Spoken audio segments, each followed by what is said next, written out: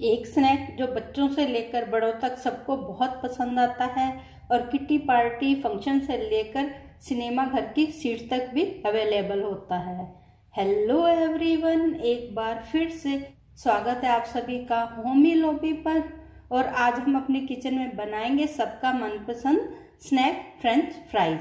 French fries बाजार में बहुत महंगे दामों पर मिलते हैं और इसकी एक छोटी सी प्लेट भी 200 रुपये में मिलती है, परंतु अब आलू है वो 20 रुपये किलो हो चुके हैं। तो क्यों ना इतने सारे फ्रेंच फ्राइज को घर पर बिल्कुल सस्ते दामों पर बनाया जाए। और सबसे बड़ी बात है, इस स्नैक को बनाकर आप महीनों तक स्टोर करके भी रख सकते हैं। तो चलिए जल्दी से शुरू करते हैं। इसे बनाने के साथ ही मैं आपको सारे टिप्स और ट्रिक्स बताऊंगी जिससे आपके फ्रेंच फ्राइज बिल्कुल बाजार जैसे से कुरकुरे और अंदर से सॉफ्ट और स्पंजी बनेंगे। तो चलिए जल्दी से शुरू करते हैं। जनरली फ्रेंच फ्राई या चिप्स को बनाने के लिए चिप्सोना आलूओं का यूज किया जाता है, जिनमें की स्टार्च है वो बहुत कम होता है, परंतु जो नए आलू होते हैं और जिनका छिलका बहुत पतला होता है ये भी इसे बनाने के लिए बेस्ट हैं। तो चलिए हमने ले लिए हैं नए वाले आलू जो अंदर से सफेद होते हैं। अब इन आलूओं को अच्छे से छील लेंगे और छीलने के साथ साथ आलूओं को डाल देंगे एक पानी के बर्तन में ताकि ये काले ना पड़े। और अब करेंगे इन आलूओं की कटिंग। आलू को कट करने के लिए आप कटर का या फिर सांचे का या फिर नाइफ का यूज भी कर सकते हैं। और हाँ, शेप की ज़्यादा चिंता मत कीजिएगा, क्योंकि अपने हाथ की बनी हुई चीज़ का तो स्वाद ही अलग होता है। और इस तरह से सारे आलूओं को फिंगर्स की शेप में कट कर लेंगे। इन्हें ना तो बहुत ज़्यादा पतला और ना ही बहुत ज़्यादा मोटा काटें, क्योंकि बाद में हम इन्हें बॉईल करेंगे तो बॉईल करते समय जो पतले पीसेस हैं वो मैशी हो जाते हैं और जो बहुत ज़्यादा मोटे हैं वो अच्छे से बॉईल नहीं हो पाते। तो इन्हें काटने के साथ साथ ही डालते जाएंगे एक साफ पानी के बर्तन में। सारे आलूओं को कट करने के बाद पानी के बर्तन में डाल दिया है और अब इन्हें इस तरह से अच्छे से मसल कर धोएंगे। और धोने के बाद देखिए जो पानी है वो दूधिया कलर का हो गया है, क्योंकि आलूओं में जो स्टार्च है वो रिलीज हो रहा है। तो इसलिए अब इस प्रोसेस को दोबारा से रिपीट करेंगे और फिर से मसल कर धो लेंगे। इस प्रोसेस को हम 3 बार रिपीट करेंगे जब तक कि जो पानी है वो बिल्कुल क्लियर नहीं हो जाता। 3 बार साफ पानी से धोने के बाद देखिए जो पानी है वो बिल्कुल क्लियर हो चुका है।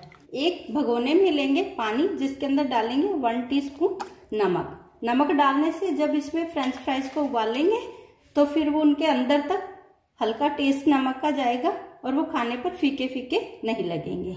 तो चलिए अब इसके अंदर डाल देते हैं इन फ्रेंच फ्राइज को।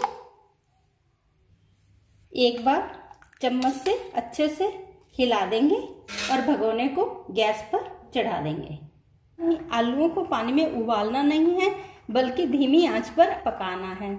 इसलिए पानी जब इतना गर्म हो जाए कि जिसके बाद हम इसे हाथ से टच ना कर पाए तो फ्लेम को लो कर देंगे और 8 से 10 मिनट तक धीमी आंच पर पका लेंगे। उबालते समय इसे 1 से 2 बार अच्छे से चम्मच से हिला देंगे। और देखिए इनके ऊपर जो ये वाइट निकलने लगा है ये आलू का स्टार्च है, जिसे निकाल देने के बाद आलू को जब फ्राई करेंगे वो लंबे समय तक कुरकुरे और क्रिस्पी बने रहेंगे। 10 मिनट तक बॉईल करने के बाद जो आलू हैं वो इस तरह से बेंड होने लगे हैं, परंतु टूट नहीं रहे हैं। तो आलू को हमें बस इतना ही उबालना है। और अब इन्हें गर्म पानी में से निकालकर ठंडे पानी में डाल देंगे, ताकि जो इनका कुकिंग प्रोसेस है वो एकदम से रुक जाए और ये ज़्यादा सॉफ्ट ना हो। तो इसी तरह सारे आलूओं को ठंडे पानी के बर्तन में डाल देंगे। अब आलू में से सारे पानी को ड्रेन आउट कर देंगे और इन आलूओं को छलनी के अंदर निकाल लेंगे और 5 मिनट के लिए ऐसे ही छोड़ देंगे, ताकि इनमें से सारा पानी है वो अच्छे से निकल जाए। 5 मिनट बाद जो आलू के अंदर का सारा पानी है वो नीचे इकट्ठा हो गया है। तो अब एक ट्रे में साफ कॉटन क्लॉथ बिछाकर आलूओं के पीसेस को इस पर फैलाकर अच्छे से 1 से 1.5 घंटे के लिए हवा में सुखा लेंगे। आप चाहें तो इन्हें डायरेक्टली डीप फ्रीजर में भी रखकर ठंडा कर सकते हैं। 1 घंटे में पानी है वो अच्छे से सूख गया है। फिर भी एक किचन टॉवल या फिर नैपकिन लेकर इसे इस तरह से अच्छे से दबाएंगे ताकि जो भी कोई थोड़ा बहुत पानी इसमें रह गया हो वो भी अच्छे से सूख जाए। अब फ्रेंच फ्राइज को ट्रांसफर करेंगे एक बड़े से बॉल में। इस पर डालेंगे थोड़ा सा कॉर्नफ्लोर और इसे इस तरह से हिलाकर अच्छे से मिक्स करेंगे। कॉर्नफ्लोर लगाने से जो फ्राइज है वो तलने के बाद और भी ज़्यादा क्रिस्पी बनेंगे। यदि आपके पास ना हो तो आप इस स्टेप को स्किप भी कर सकते हैं। कॉर्नफ्लोर से कोट कर लेने के बाद मीडियम हीट पर पार फ्राई करके यानी कि सेमी फ्राई करके किचन टॉवल पर निकाल लेंगे। हमें इन्हें कम्प्लीटली फ्राई नहीं करना है। सारे फिंगर्स को सेमी फ्राई करके हमने किचन टॉवल पर निकाल लिया है। अब यदि आप तुरंत ही इनका मजा लेना चाहते हैं तो फिर पहले से फ्राई किए हुए फ्राइज को डाल के हाई हीट पर क्रिस्पी होने तक फ्राई कर लें। इन पर स्प्रिंकल करें थोड़ा सा सॉल्ट और चुटकी भर चाट मसाला। अच्छे से मिक्स करें और देखिए कितने बढ़िया क्रिस्पी आवाज़ आ रही है ना। तो आप भी इन बढ़िया से क्रिस्पी फ्रेंच फ्राइज को घर पर बनाइए और टमाटो केचप के साथ इनका मज़ा लीजिए। परंतु यदि आप फ्राइज बनाकर इन्हें स्टोर करना चाहते हैं तो इन्हें कम्प्लीटली ठंडा कीजिए। एक फ्रीजर से डिब्बे में डालकर और ढक्कन लगाकर फ्रीजर में रखिए और 6 महीने तक भी आराम से जब चाहे इन्हें निकालकर दोबारा हाई हीट पर फ्राई कीजिए और इनका मज़ा लीजिए।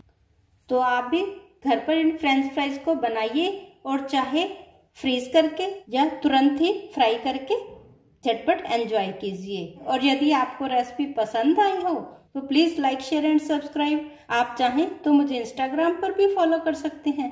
Thank you.